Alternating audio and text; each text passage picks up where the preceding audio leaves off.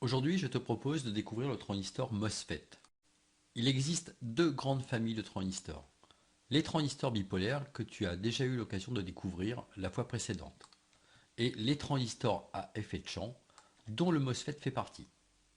Ce MOSFET se décline en différentes versions et aujourd'hui nous nous intéressons au MOSFET à enrichissement qui existe sous une forme à canal N ou à canal P à l'image de ce qu'on a déjà vu pour le transistor qui existait en NPN ou PNP. MOSFET est un acronyme qui signifie Metal Oxide Semiconductor Field Effect Transistor, donc transistor à effet de champ, à grille isolée en français. Vu de l'extérieur, ce transistor est tout à fait semblable à un transistor bipolaire. Il dispose de trois broches, le drain D, la grille G ou gate, la source S. Dans la littérature scientifique ou dans les documentations constructeurs, tu trouveras différentes représentations des transistors MOSFET. Pour ce qui concerne les conventions de signes, on va s'intéresser au MOSFET à canal N. Sur ce MOSFET à canal N, la source est repérée par cette flèche qui indique le sens de parcours des électrons à l'intérieur du transistor. Comme il s'agit du sens des électrons, c'est donc en opposition au courant IS. Le courant ID est positif, le courant IS égale ID est positif, et de la même façon, on a une tension VDS qui est positive. C'est tout à fait à l'image de ce qu'on avait pour le transistor bipolaire. À l'entrée, on trouve une tension VGS supérieure ou égale à 0 et un courant de grille toujours nul. En ce qui concerne le MOSFET à canal P, eh bien on peut appliquer exactement les mêmes choses en changeant le sens de la flèche pour représenter la source et en changeant le signe des différentes grandeurs, tension et courant. Alors il existe d'autres représentations possibles. Une représentation ici par exemple qui permet de visualiser la diode présente par construction dans les transistors MOSFET, diode inverse. Et on dispose également d'une représentation simplifiée pour représenter les transistors MOSFET à l'intérieur de circuits intégrés.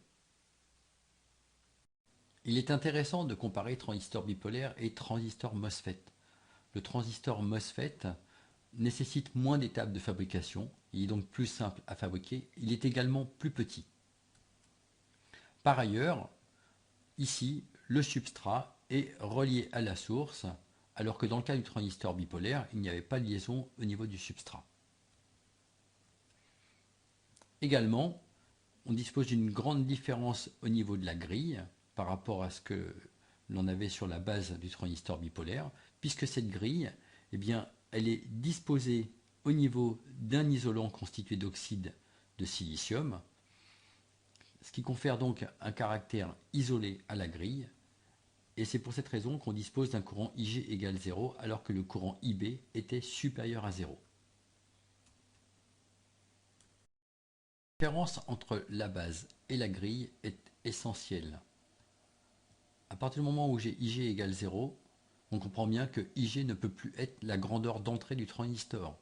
C'est donc VGS qui va constituer la grandeur d'entrée de ce transistor MOSFET, alors que dans le cas du transistor bipolaire, la grandeur d'entrée était le courant IB. À la sortie, on a par contre des points communs importants, puisque le courant de sortie du transistor bipolaire, eh bien, c'était le courant IC, et ici, dans le cas du transistor MOSFET, le courant de sortie, eh bien, ce sera ID et ce sera la grandeur de sortie de notre transistor MOSFET. Donc à retenir, un transistor bipolaire, eh bien, ça se commande en courant, le courant IB, et un transistor MOSFET, ça se pilote en tension, la tension VGS. Tu te souviens que pour le transistor bipolaire, on avait tracé une caractéristique donnant IB en fonction de VBE. Alors cette caractéristique, on l'appelait la caractéristique d'entrée du transistor, et tu dois bien te douter que pour le transistor MOSFET, puisque IG égale 0, on ne pourra pas tracer une telle caractéristique. Par contre, on peut tracer ce qu'on appelle la caractéristique de transfert, qui donne le courant de sortie ID en fonction de la tension de commande VGS. Et cette caractéristique, on la trace pour une tension VDS généralement supérieure ou égale à 10 volts, en tout cas relativement élevé. Alors si tu observes la courbe obtenue, eh bien, tu dois retrouver deux phénomènes que l'on avait déjà pour le transistor bipolaire. À savoir, ici, l'existence d'un seuil en deçà duquel aucun courant ne circule dans le transistor. Ce seuil, on le note VGS-TH pour VGS Threshold. Alors, il s'agit d'un seuil qui est conditionné par la fabrication du transistor et qui peut être très variable. Alors très variable d'abord parce qu'on le choisit, et également très variable parce que la tolérance de fabrication fait que pour une valeur choisie, on aura un intervalle couvert relativement important pour ce VGS-TH. Donc on a toute une zone bloquée à l'intérieur de laquelle donc, notre transistor MOSFET est bloqué. Ce qui veut dire que ID égale 0 sur cette zone. Ensuite, eh bien, il existe une autre zone où le transistor est cette fois-ci passant. Et il est passant avec une caractéristique dont tu peux voir qu'elle est tout à fait non linéaire, puisqu'il s'agit d'une caractéristique quadratique. Alors, cette caractéristique fait apparaître deux paramètres, Kn, qui est une constante liée à la fabrication du transistor, mais que les documentations constructeurs ne fournissent pas. Et on retrouve le paramètre VGS qui correspond à la tension de déclenchement du transistor MOSFET. Comme Kn n'est pas fourni par les documentations de constructeurs, eh bien cette équation, c'est une équation qui sera peu utilisée.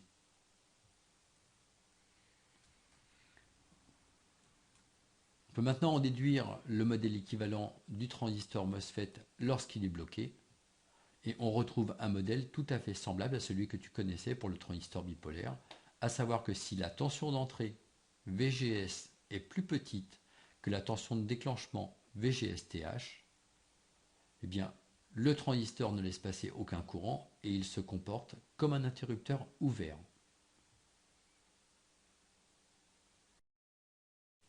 Pour le concepteur de circuits à base de transistors MOSFET, il est fondamental de connaître le comportement du transistor au niveau de sa sortie.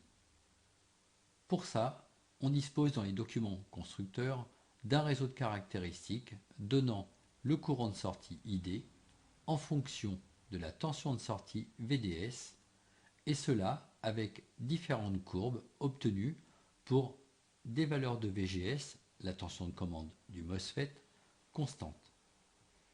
Si tu observes ce réseau de caractéristiques, tu vas retrouver quelque chose qui ressemble à ce que tu as déjà vu pour le transistor bipolaire, à la différence près que la grandeur d'entrée étant maintenant VGS et non IB, les caractéristiques sont tracées pour des valeurs de VGS égales constantes. Une deuxième observation nous permet de voir que lorsque VGS est plus petit ou égal à VGS-TH, ID égale 0 et on retrouve le fonctionnement dans le mode bloqué du transistor MOSFET.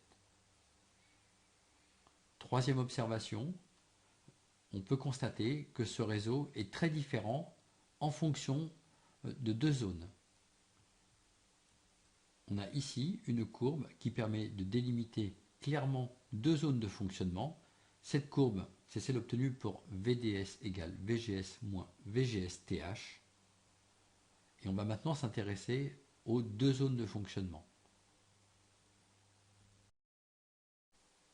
La première zone est qualifiée de zone ohmique. Alors pourquoi zone ohmique? Eh bien tout simplement parce que si on observe ici la caractéristique pour une valeur de VGS donnée, eh bien cette caractéristique elle est pratiquement linéaire. Alors linéaire, ça veut dire que ID est égal à K fois VDS, où K est une constante. Ce qu'on peut écrire sous la forme ID égale 1 sur RDS-on fois VDS, où RDS-on est la résistance du transistor MOSFET à l'état passant. Cette valeur de RDS-on, elle va être petite à partir du moment où la pente ici est grande, Donc à partir du moment où VGS est grand. Et lorsque VGS est petit, on aura une pente petite également, et par conséquent, une résistance RDSON élevée. Donc ce qu'il faut retenir de ça, c'est que si on augmente VGS, on diminue la résistance RDSON à l'état passant du transistor MOSFET. Donc pour avoir un transistor MOSFET à l'état passant qui soit proche d'un interrupteur fermé, on aura intérêt à avoir un VGS élevé. Alors il faut également signaler une chose, c'est que la zone ohmique, elle est très large. Quand on la regarde à ce niveau-là, cette zone ohmique, elle va jusqu'à 4 volts d'amplitude pour VDS, et 4 volts au bord d'un interrupteur, c'est pas franchement un interrupteur parfait. Alors on aura intérêt à limiter l'usage de cette zone ohmique à une zone un peu moins large pour limiter les pertes par conduction lorsque l'interrupteur est fermé. Donc pour avoir quelque chose proche d'un interrupteur parfait, on a besoin d'avoir une tension VDS petite et plus petite que ce que permet la zone ohmique. Dans la seconde zone, le transistor MOSFET fonctionne en régime de saturation de courant. Alors qu'est-ce que ça veut dire? Eh bien, cela signifie que si tu fixes VGS, eh bien, tu peux constater que le courant de sortie ID est constant. On peut donc considérer que le transistor MOSFET vu de sa sortie en régime de saturation de courant, c'est une source de courant commandée par la tension VGS. Dans chacune des zones où le transistor MOSFET est passant, tu vas pouvoir utiliser un modèle équivalent. Le modèle équivalent de la zone ohmique, c'est celui d'une résistance RDSON, comme on l'a vu précédemment. Cette résistance RDSON, elle est fonction de VGS. Il faut que tu saches qu'il n'existe pas de relation permettant de calculer RDSON. La valeur de RDSON, c'est la documentation constructeur qui pourra te la fournir. Alors il faut également vérifier que nous sommes bien dans la zone ohmique, et être dans la zone ohmique, ça veut dire avoir VDS inférieur à VGS moins VGSTH. Dans cette zone, on retrouve une relation un petit peu semblable à celle qu'on avait avec le transistor bipolaire, où ID est inférieur à la valeur obtenue dans la zone de saturation, c'est-à-dire Kn fois VGS moins VGSTH au carré.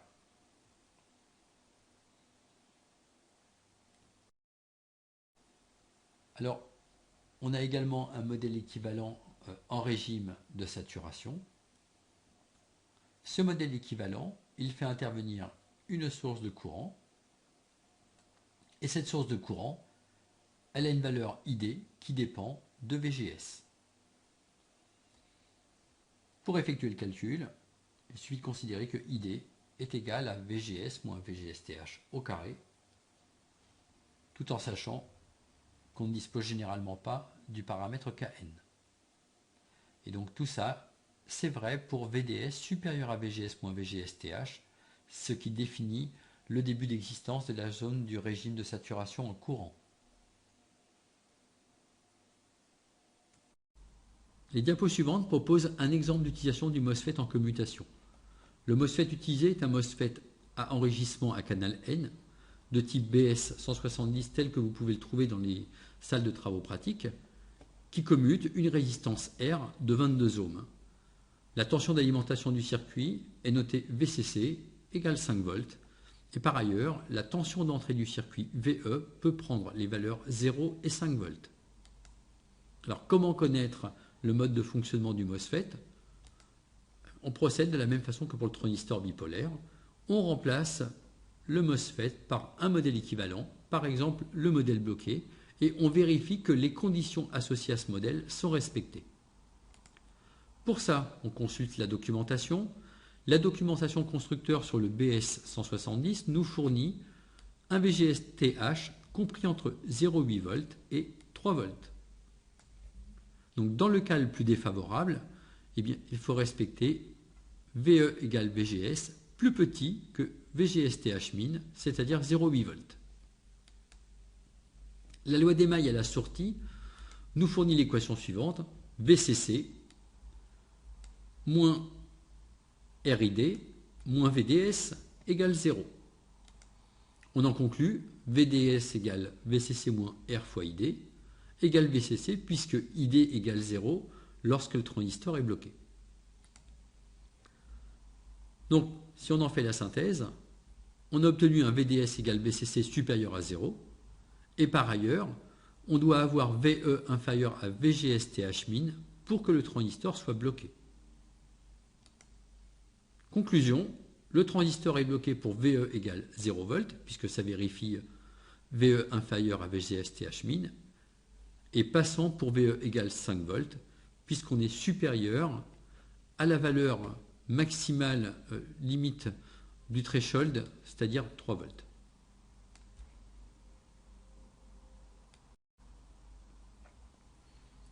Donc on vient de voir que le transistor était passant pour VE égale 5 volts, et on ne sait pour l'instant pas dans quelle zone il se trouve. Alors il n'y a pas de courbe de nom RDS-on dans la datasheet du BS170. Par conséquent, on ne peut pas utiliser le modèle équivalent en zone ohmique totalement. Alors plus simplement, il est possible d'effectuer une lecture du courant maximum que le BS170 peut fournir en saturation de courant pour VGS égale 5 volts. Ici, on dispose de la caractéristique ID fonction de VDS. Donc dans la partie en zone ohmique, on voit que pour VGS égale 5 volts, la saturation a lieu à peu près à 0,45 ampères. Ce qui nous donne un courant ID max pour VGS égale 5 volts de 0,45 ampères. Par ailleurs, si on s'intéresse à l'expression du courant ID dans le circuit, en utilisant la maille de sortie, donc sur le circuit dans sa totalité, sans remplacer le transistor, on obtient VCC moins RID moins VDS égale 0, c'est l'équation qu'on a déjà vue tout à l'heure. Et cette équation nous donne ID égale VCC moins VDS sur R, et donc quelque chose qui sera inférieur à VCC sur R, étant donné que VDS est une quantité positive. Par conséquent, le courant ID sera au maximum égal à 0,227 ampères, ce qui est plus petit que le maximum que l'on peut atteindre avec VGS égale 5 volts. On se trouve par conséquent dans cette partie-là de la caractéristique, dans le pire des cas, c'est-à-dire dans le cas où le courant sera le plus élevé possible dans ce circuit. Par conséquent, le transistor fonctionne effectivement en zone ohmique. On peut rechercher le point de fonctionnement de façon plus précise. Pour ça, on écrit la droite de charge du transistor. Il s'agit en fait d'exprimer le courant ID en fonction de VDS, en prenant en compte les différents éléments externes du circuit, ici par exemple la résistance R et le générateur VCC. Cette droite de charge, on peut la tracer en calculant deux points. Par exemple, pour VDS égale 4 volts, eh bien j'obtiens ID égale 0,045 ampères. C'est le point qui est arrivé ici. Et on peut calculer un second point pour VDS égale 0. On obtient ID égale 0,227. C'est le point qui est arrivé là. On trace la droite de charge du transistor qui passe par ces deux points. Et à l'intersection entre la caractéristique à VGS égale 5 volts et la droite de charge ici, on obtient le point de fonctionnement du montage dont les coordonnées sont rappelées ici, 0,2 A pour le courant et 0,55 volts pour la tension.